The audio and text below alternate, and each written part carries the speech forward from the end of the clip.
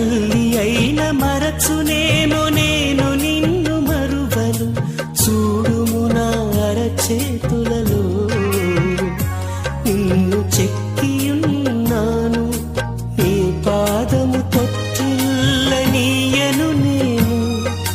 నిన్ను కాపాడువాడు కునుకడు నిదురపోడు అని చెప్పి వాగ్దానం చేసిన యేసయ్యా తల్లిలా లాలించును.